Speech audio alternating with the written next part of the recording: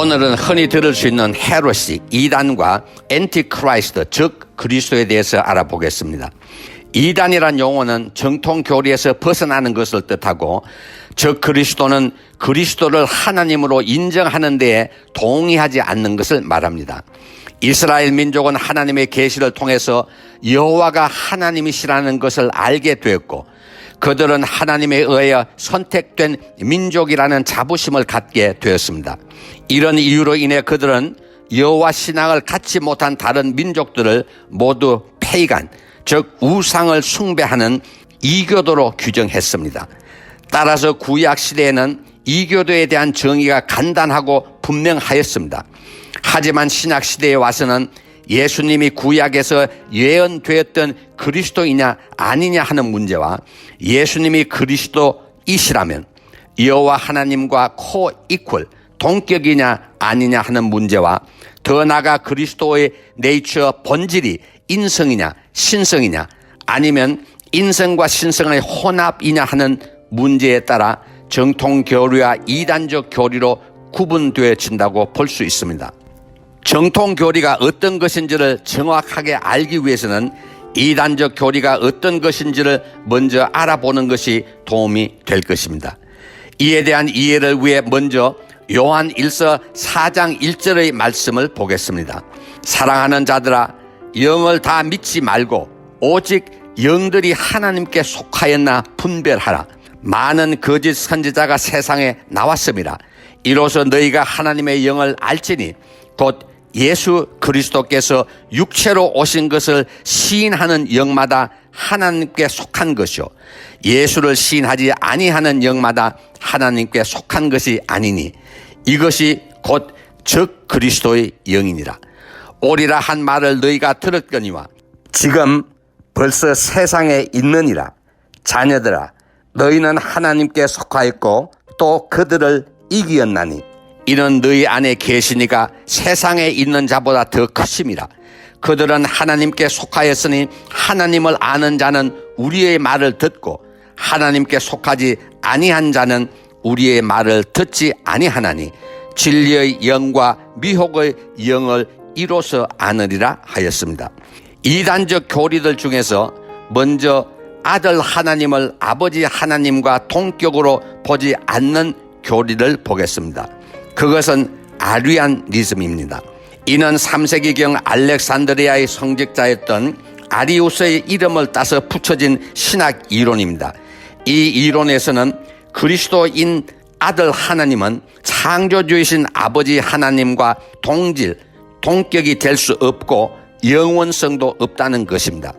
이 신학 이론은 주기적으로 쇠퇴했다가 다시 살아나곤 했으며 오늘날 여호와 증인이 이 이론을 그들의 교리로 채택하고 있습니다.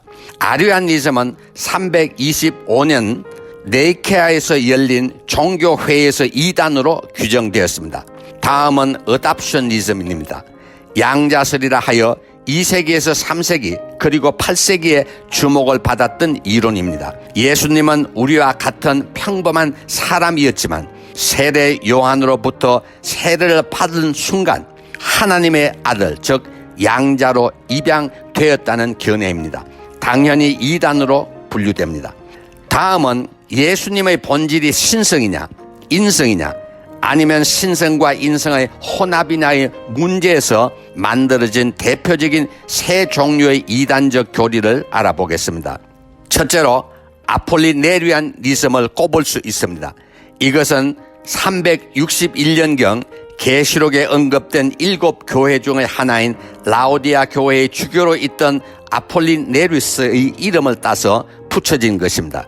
예수님을 한 인격체로 보지만 육체는 인성이고 생각과 영은 온전히 신성이라는 견해입니다. 이 주장은 362년에 있은 알렉산드리아 종교회의에서 이단적 교리로 규정되었습니다. 두 번째는 네스토리아니즘입니다. 이 이론은 5세기경에 지금의 이스탄불인 콘스탄티노플 교회의 주교로 있던 네스토리우스의 이름을 따라 붙여진 것입니다. 그리스도 안에 있는 두 다른 인격체, 즉 인성과 신성의 두 다른 인격체가 동시에 공존해 있다는 견해입니다. 예수님이 자신을 칭할 때 인자라고 단수로 칭한 것과 나라고 하신 것과 상반되는 이론입니다. 결국 네스토리우스는 주교직에서 물러나고 그의 이론은 431년 에베소서 종교회의에서 이단적 교리로 규정되었습니다. 세 번째는 유티키아니즘입니다. 5세기에 콘스탄티노플에 있는 남자 수도원의 지도자였던 유티키스의 이름을 따라 붙여진 이론입니다. 예수님은 전적으로 신성이고 단지 인성으로 옷 입혀졌다고 보았습니다. 이 견해는 그 당시 교회에 너무나 큰 충격을 주었고 결국 451년에 칼시돈 종교회의에서 이단으로 배척되었습니다. 히브리서 2장 17절은 유티키아니즘이 왜 이단적 교리인지를 잘 설명해 주고 있습니다. 그러므로 그가 범사의 형제들과 같이 되심이 마땅하도다. 이는 하나님의 일에 자비하고 신실한 대제사장이 되어 백성의 죄를 속량하려 하심이라. 그가 시험을 받아 고난을 다 하셨은즉 시험 받는 자들을 능히 도우실 수 있느니라. 이 말씀이야말로 메시아가 왜 인간의 모습으로 오셔야만 되는지를 잘 설명해 주는 규절입니다. 이단적 교리에 대한 혼란을 종식시키기 위해 기독교계는 451년에 칼시돈 종교회의에서 예수님의 본질을 다음과 같이 정의했습니다. 예수님의 본질은 100% 인성과 100% 신성이 혼합되어 멜트다운된 하나의 인격체로 정의했습니다. 이것을 헬라 어원을 사용해서는 하이포스태틱 유니언이라 하고 영어로는 consubstantiation이라 합니다. 지금까지는 이단을 교리의 관점에서 보았지만 현대 신학에서는 이단을 행위의 관점에서 보는 신학자들도 있습니다. 이들은 믿음을 행하지 아니하고 머릿속에 지식으로만 가지고 있는 것이 바로 이단이라는 것입니다. 이러한 주장을 신학 용어로는 네오페이가니즘, 즉 현대판 이단이라는 것입니다.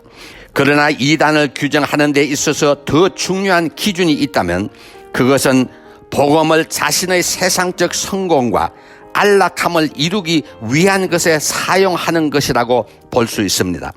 열왕기 하 5장에서 선지자 엘리사가 아람 왕국의 군대 장관 나만의 문둥병을 고쳐 주었을 때 나만 장군은 많은 재물을 엘리사에게 주었지만 엘리사는 그것을 받지 아니하고 거절했습니다. 그러나 그의 사환 가하시가 바로 나만 장군을 쫓아가 엘리사가 거절한 재물의 일부를 받아가지고 돌아와 아무것도 받지 아니하였다고 거짓말을 하였습니다.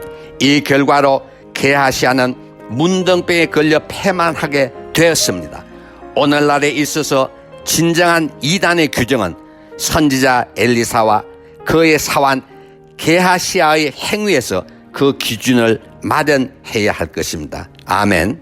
오늘 칼럼에서 인용된 성경 구절은 요한일서 4장 1절에서 6절, 히브리서 2장 17절과 18절, 열왕기하 5장 1절에서 27절 말씀입니다.